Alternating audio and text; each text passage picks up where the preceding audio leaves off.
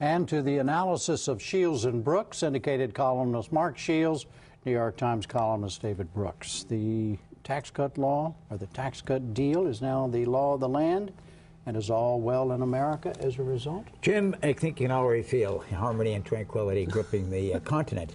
A couple of things. I mean, victory legislatively and all that. Not the toughest vote in the world, Jim, to stand up and say, I'm going to ask you one thing, Jim Lehrer. Could you cast a vote to cut everybody's taxes? Mr. President, only because it's in the good interest of the country will I do it. I know it's my patriotic duty. I mean, we haven't reached the point where a president's asked us to cut anybody's spending or to raise anybody's taxes. But that said, I thought that the best analysis was made by Peter Welch, the Democratic congressman from Vermont, who said too much debt, too few jobs. And I think we all hope that it's going to generate economic activity, but I think there's an overlay of skepticism among many Democrats. David, President Obama, speaking of Democrats, is getting most of the credit for this having been passed. Does he deserve it?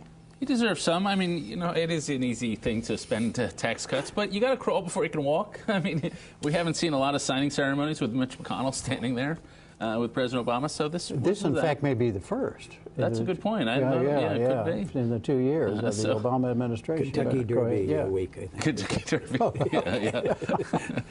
So you know, I think, you know, think about what the tone would be like if they hadn't been able to reach this deal. If we have a Republican Congress very aggressive, very confrontational coming in, I think this has changed the tone a little. I think it's at least opened a crack for future compromise.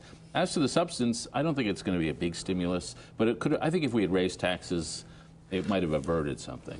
Frankly, I think it's a good deal. It's probably good for the economy. It'll probably create a little boost. I've spent a lot of the week in New York with the business and financial people, and maybe they're living in a bubble. But the mood there is way more confident about the economy, or optimistic. What do they say? The mood here, that things are opening up, that the Christmas season has started out pretty well. They're suddenly saying we've had this period of contraction, everything's tamped down, but now they have a feeling of release. And if that's true, I hope it's true, then this will look like a mistimed stimulus. But we can't be confident of that. I think the projections are still through slow growth. But maybe they're right. But I was really struck by the complete difference in tone between Washington conventional wisdom about the economy and New York conventional. Could I just make one dampener on that, and that is that, Jim, the law, if it was allowed to go forward, would have resulted in taxes being raised, especially on the wealthiest. There was no way that taxes were going to be raised on middle-income people. And if 2 years away from an election, there wasn't the will or the backbone to do that, can you imagine, seriously, on election year 2012, when this expires, that when the Republicans in control of the House, that you're going to stand up and say, now's the time to increase taxes? I mean, that's the fear, that these tax cuts have been made permanent. Right. And what we're talking about is in the short space of 5 years, that the interest on the national debt will be larger than the defense budget is today.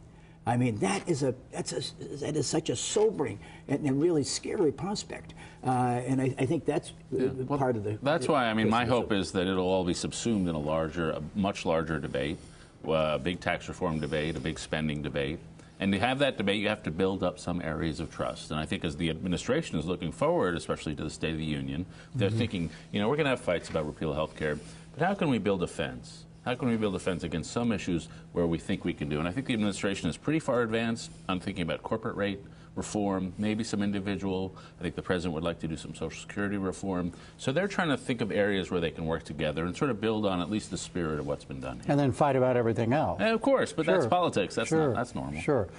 Speaking of fighting, the earmarks problem, of course, it's in this new spending bill, and people are saying there's $8 billion out of a, what is it, a $1.2 trillion spending bill. Is this something to get worried about? No, not particularly. Earmarks have become the symbol of Washington insider dealing and corruption. And I understand why that is. I think if you started when the Republicans took the majority, there were like 2,000 earmarks a year in the big budgets. And then that ramped up in those years to 14,000. And that was probably a problem. But a lot of that is just the grease you need to get things done. And a lot of very good programs are funded by earmarks. And if you're looking at the total budget situation, it's trivial. What matters is Medicare. Nobody wants to talk about Medicare, so they get tough on earmarks. And so what's happened is a complete change in standards. What was acceptable 3 years ago when it comes to earmarks is now completely unacceptable. But we should remember it's symbolic. If you want to be serious about deficits, you got to be serious about entitlements and taxes, the big things. Part of it is the most rank of all political character defects. That's hypocrisy. I mean, it's a little bit like the chairman of the Citizens for Decent Literature just getting caught coming out of the pornographic movie theater. You had, in rather a magic moment in the Senate press gallery, Senator John Thune of South Dakota, a potential presidential candidate, Senator John Cornyn of Texas, also mentioned as a presidential candidate, standing up there talking about this terrible bill, this omnibus bill that the Democrats have come up with, $1.2 trillion to fund the government, and being asked about the earmarks they'd put in it.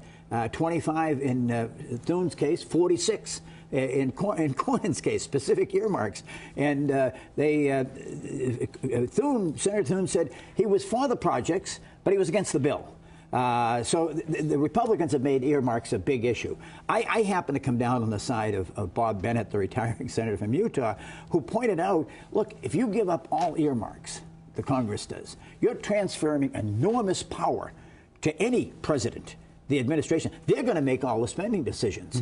And, so Congress, I mean, people talk about constitutional powers and checks and balances. They're just given enormous authority. I mean, the idea of making them transparent and accountable and not for profit, I think, is legitimate. That people have to stand up and say, yes, I put that in there, and this is why I did it. But I think it really is an excess. The Afghanistan-Pakistan review. What did you read in that that stunned you or surprised you or did anything to you? I wouldn't say it surprised me. I mean, there's been a lot of good reporting out of that area, and we know they've made, as I guess everyone uses the word, fragile progress on the military front. And some of the military people are pretty confident they're making real progress. But then, obviously, the two problems are the sanctuary problems that we heard about earlier in the program in Pakistan, and then the Afghan government not being able to fill in and actually provide governance.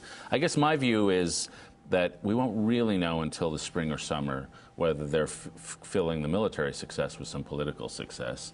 But I would observe in the tone of the president much less emphasis on this summer withdrawal and much more emphasis on 2014, which is sort of the NATO agreement.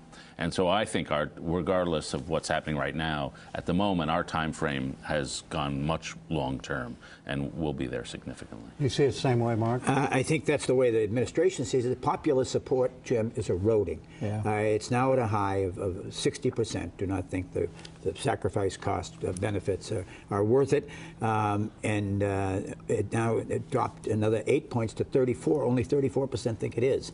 And if you graph that out, I mean, you can see support for it going south. The president finds himself politically, despite the arguments on either side, the merits of the case or whatever, and the cleavage seems to be between the intelligence people who are a lot less optimistic than other military people. But the president finds himself, like he did on the tax bill, seeking Republicans to support his position. And I think you'll see a building, at least dissent within the Democratic Party on this issue.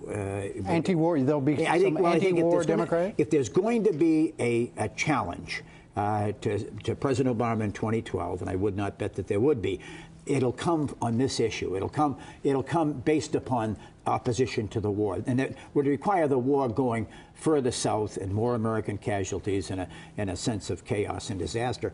But I mean, that's where it would come from. It won't come on a domestic issue, I do not believe. What do you make of the Pakistani haven issue that we discussed, that Margaret discussed on the program earlier, and we talked about it last night as well? It was in the review. Does that seem impossible to resolve, or is it as important as they say it is, or do you have a view? Yeah, I mean, I think when one talks to the generals here, they say you can't win a war when they can just retreat to sanctuaries across the border, and that border is uncontrollable. And yet I don't think anybody has an answer to that. I was really struck by not only what our guest said, but what Jack Keane had said the other night, where that's the way the Pakistani government is. And we've been dealing with this problem for a long time, and nobody's been able to solve it because they have these interests. Speaking of the problem for some time, Richard Holbrooke, the diplomat extraordinaire, died this week. What are your thoughts about that man? Outsized. I mean, no question about it. I mean, he made us feel important because he was a total consumer of all press. Anything that was said, written about any subject he was interested in, let alone himself. But two things about Richard Holbrooke that stand out to me. One, Jim, this is a city where a lot of people come for a couple of years from their profession out of a sense of civic duty or to burnish their professional credentials, work in administration for 2 years, go back to what their professional pursuits are. Richard Holbrooke's pursuit, his passion, was public service. He made a lot of money in his wilderness years when Ronald Reagan and the Bushes were in power, but he couldn't wait to get back in the middle of it. And everyone talks about the Dayton Accords, and they were a signal achievement and this other thing. The thing he did as Deputy Ambassador to the UN was to persuade, through doggedness, determination, and skill, Jesse Helms, the conservative chairman of the Foreign Relations Committee, from North Carolina, to come up with the back dues that the United States owed to the United Nations, which was crucial. Millions and millions of dollars. And Richard Holbrooke did that. And I mean, he will be missed. It's an empty place. Yeah, I actually recall a couple of weeks ago when the last time he was on the program, I was describing a trip I was hoping to take to Afghanistan. He said, no, don't do it that way. And then he went on for 20 minutes to tell me how to do my job. Yeah. And there was excellent advice, by the way. I remember another time we were sitting next to each other in the audience at a panel discussion, and he started whispering about something about Vietnam, and he couldn't stop it. He just kept going and talking. He was so caught up. And that's what Mark described. I think there was no distinction between his personal ambition and his public service. That his self was so fused with government service that's when he came alive. Mm-hmm. And those moments when he was most alive during Vietnam, during the Balkans thing, and now during Afghanistan, that's when he was fulfilled. And in a sense, somebody made the point, he literally died for his country because he knew it, hard problem. He was pushing himself. And he was pushing himself. You bet. Amen to you both. Thank you.